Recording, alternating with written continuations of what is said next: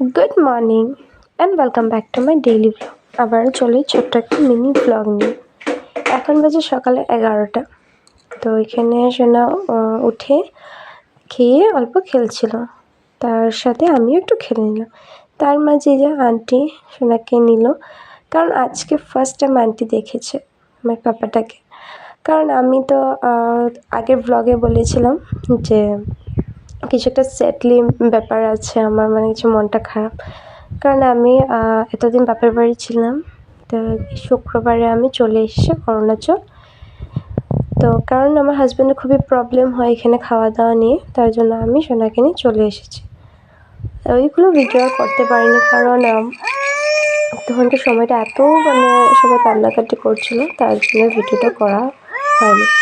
এখানে দেখতে পারলে সোনাকে নিয়ে আন্টি একটু আদর করেছে, তার মাকে নিয়ে পিঠে বেঁধে চলে গেছিলো সবজি ওঠাতে। তার মাঝ দিয়ে কিছু কুটিকাটি কাজ ছিল যেগুলো আমি করে নিয়েছি। তারপরে ওকে স্নান দান করিয়ে খেয়ে ঘুম পাড়িয়ে দিলাম। তো ঘুম পাড়ানোর পর আমি ভাবছিলাম যে কিছু মানে রান্নার কাজটা ছিল ওগুলো আমি সেরে নেব, কিন্তু কই আর, তো আধ ঘন্টাও ঘুমায় না, একটু একটু করে ঘুমায়। তো অল্পখানি ঘুমিয়ে ও আমার এমন বারবার রান্না করে চলে আসছিলো, বারবার জিনিসপত্র নিয়ে ওই দেখতে পাই সবজির বাকলাগুলো নিয়েও কী করছিলো, বারবার ওই রুমে রাখি, ও আবার চলে আসে। এখানে পুরো ঘরের অবস্থা নেই।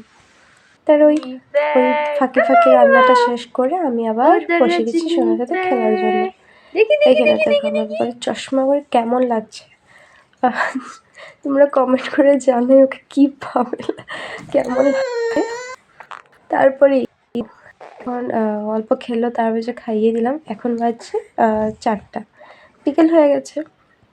তার মাঝে ওখানে ভাবছি খেয়ে ওকে ঘুম পাড়িয়ে দেবো, কই আর ঘুমায় না। ওকে ঘুমাতে বললে আর চিৎকার করে। তার ওইখানে গিয়ে ও জানলার সামনে বসে খেলছিল, আমি ওই জানলার দরজাগুলো লক করে দিলাম। ওখানে বসে একা একা খেলছিল।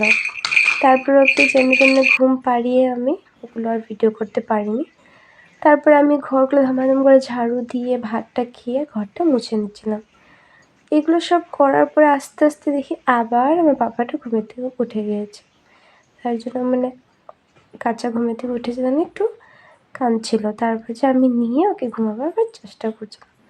আর দেখতে পারছো ঘোরানোর সময় আমার চুলগুলো এই 1-2 মাস ধরে কী যে হেয়ারফল হচ্ছে গাইস, বলার মতো না।